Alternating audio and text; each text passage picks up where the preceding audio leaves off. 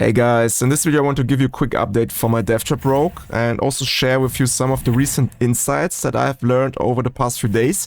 So some very interesting stuff here. And yeah, I want to start with gameplay as usual. So over the last week I have played like 50 hours in the season and I have farmed some mythic uniques, I have farmed some items. So my gear is kinda okay right now. I still don't have masterworked everything to 12 out of 12, so I still have some potential in damage and also, well, survivability is not really a problem, but with more max life I will also increase my damage in this overpower variant. And yeah, that's basically my build here right now. I can speedrun this pit tier 90s in about 2.5 minutes, which is kind of fast, I think. So, of course, with better gear and more damage I could be faster, but if you guys want to really blast extremely fast through these pits, you can also lower the pits by, yeah, maybe 5, so for example 85, 83, something like this.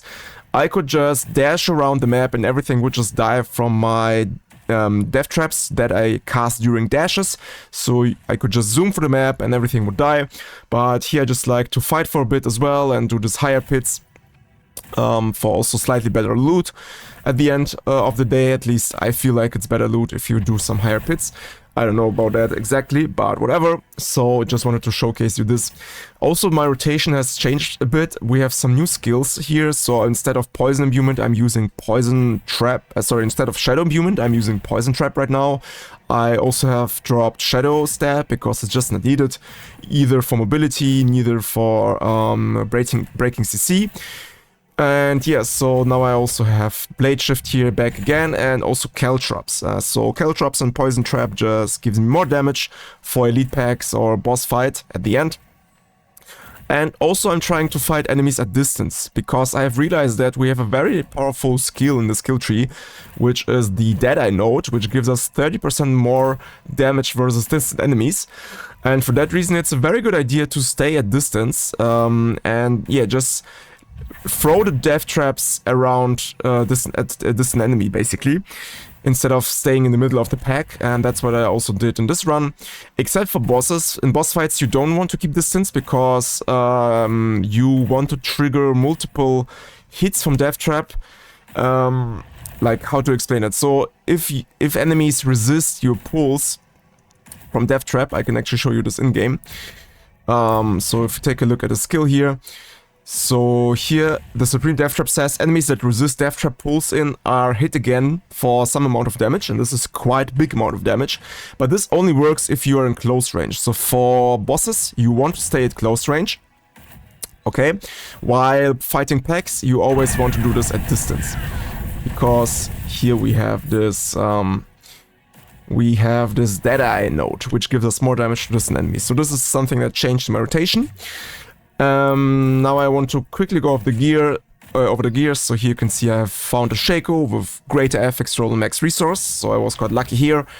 But anything else is kind of the same, I think. So here, for example, I triple critted my max resource. This was kind of lucky, it was my first try. But yeah, very good Beastful Boots now. Here I also have dropped my Doombringer. I can also talk about that quickly. So the problem with Doombringer is that I have one without a greater FX, and I have done some math on it, and it seems like Doombringer is only worth it if you have one with greater FX on maximum life, and you have at least masterworked it or like critted it 2 to 3 times, so at least 2 times, then the Doombringer is worth it. But if you don't have such a OP Doombringer, then it's actually a good idea to just swap to some regular legendary sword. So here we just have dexterity, max life, overpower damage. Just don't pay too much attention to shadow step cleaves, it's not relevant for this build anymore. And here just put the last grenade aspect, which gives me up to 45% more damage. And this setup is slightly better than using a Doombringer if you don't have a greater FX on it and at least 2 masterwork crits, okay? So with this Doombringer it's not really worth it. This is what I have figured out.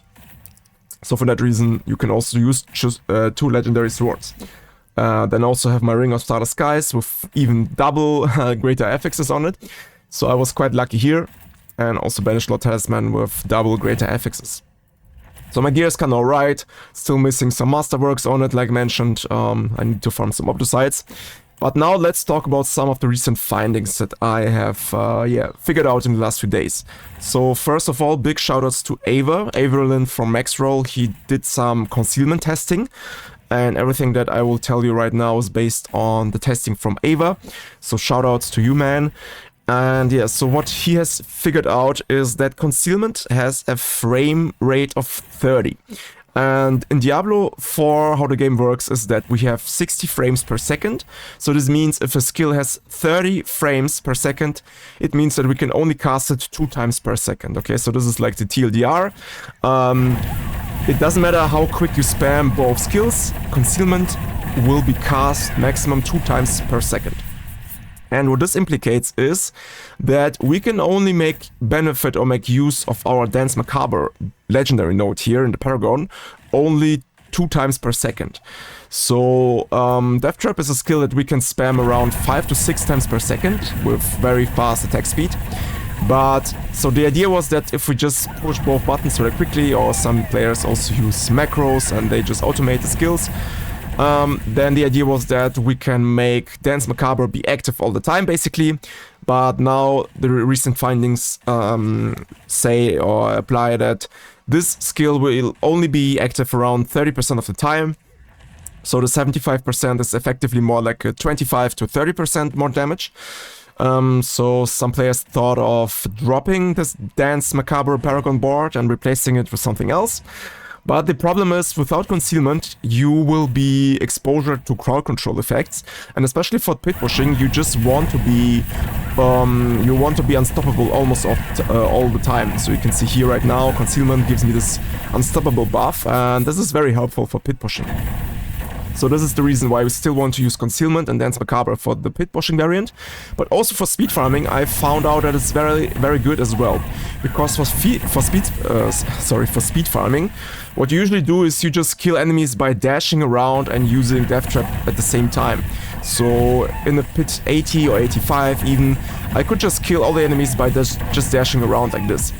And the reason for that is that my damage gets buffed by Concealment and Dance Macabre all the time while dashing, because dashing or dash skill has also a frame rate of around 30, so you can also dash 2 times per second at maximum, and then your Dance Macabre buff will be active all the time. So for that reason, I think you should still stick to Concealment and Dance Macabre. Just keep in mind that the frame rate is quite high for the skill, so you can't spam it more than 2 times per second. So for some future builds, we might drop Concealment as well. But for now, it's a good idea to keep it. And another big recent insight that I figured out is about rotating and alternating between these two skills. So how I like to use my Death Trap rotation is, I like to hold down my Q button, so Concealment I will hold down it all the time. And Death Trap is the skill that I want to tap only 2 times per second. So I don't know exactly why this is the case. This is a bit weird to me. So here I also need to, 1 second. I need to be careful with Blade Shift. It can break my rotation from that time. So again, so Death Trap, I would tap it only 2 times per second actually. So I have figured out, I've also tested this myself, that if I would tap Death Trap only 2 times per second while holding down Concealment, this will result in more damage as if I would just tap Death Trap quite often. Okay, so if I just would spam it, like here I try to hit it as often as I can while holding down Concealment, then you can see those blue numbers also start to pop up suddenly. This means that I'm not overpowering all the time, and my damage will decrease actually. So yeah, I don't know exactly why it's the case. It doesn't make too much sense for me right now, but it is how it is. And the TLDR here is that tapping Death Trap only 2 times per second for me is actually increasing my damage. So the good part of it is that you don't need to spam too much, so you even don't need to use some unethical macros or something like that. You can just chill, you can just cast Death Trap 2 times per second and you're good to go, and the damage is at the maximum possible. So this is kind of the good news here. And yeah, once I figured out why it's the case, I might also make an update video or post it down below here in the comments or something. But anyway, so this is also something I figured out. The rest of the skills, you of course lay down your caltrops, you lay down your poison trap. This will increase the damage. And as mentioned in the gameplay part, you want to keep some distance to the enemies in order to get more damage to distant enemies. And this is basically the entire rotation here. Okay, just don't push Death Trap too often, too quickly. Yeah, so with this variant, you can easily push for Pit 100 and even more. And yeah, so the last thing that I want to talk about is there was a video. 1 second. There was a video from MattiasTheGamer. Maybe you also have seen it. With the name How to Play Rank 1 Rogue. No, so not this one. The best way to play Death Trap Rank 1 Rogue. So in this video he showed us his build, his version. Why? And basically he's talking about that that the Banished Lord Talisman variant with the Overpower is not the way to go, but instead he's playing with close quarters combat, and he's completely dropping the Overpower Banished Lord Talisman mechanic. So, 1 second. So in this variant, in my variant, we are playing with Banished Lord Talisman. We want to reach 275 energy with our elixir, by the way, and just overpower with basically every cast. And in his variant, he is showing his build where he just also swaps to close quarters combat. So here we can benefit from some additional damage multipliers. And he's actually overpowering with another method, which is a rune called Zan, I think. Let me quickly check if I have it here. Yes, this one. So your next attack will cause your hits to be guaranteed critical strike and overpower for some short amount of time. So this is basically the variant that he's playing. And he's telling that this is like the best variant to play right now for Death Trap Rogue. And yeah, I have done some math on it. So I don't know if you guys really are interested in that or not. But I can quickly show you. So I have done some math on it, and I compared my variant, like this Banished Lord Talisman's variant, with the Mattias variant, where he plays with close quarters combat.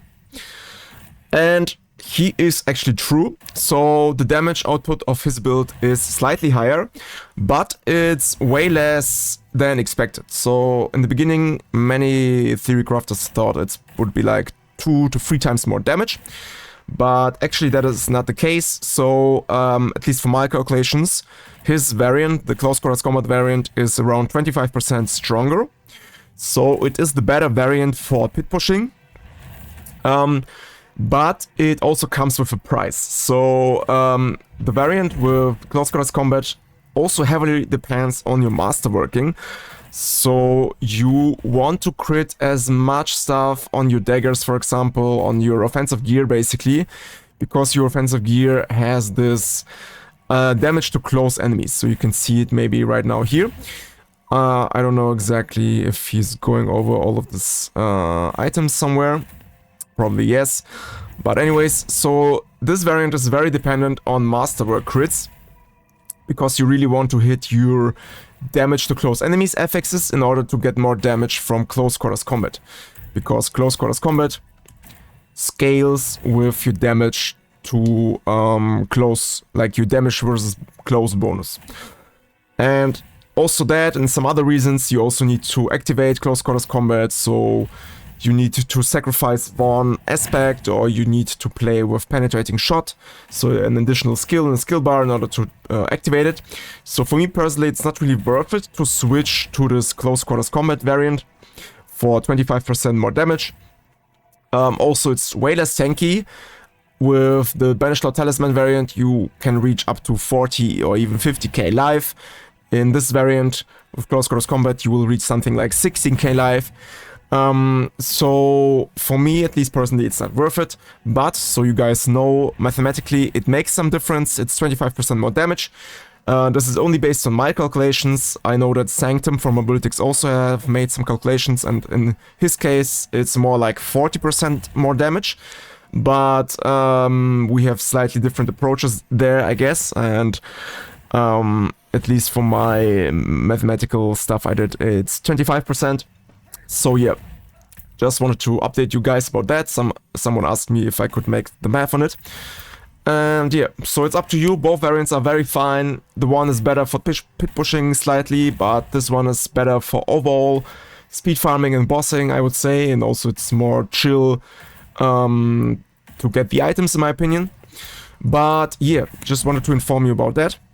And I hope you have some new insights about Deathtrap and you can update your build and make it better. So yeah, that's it for the video.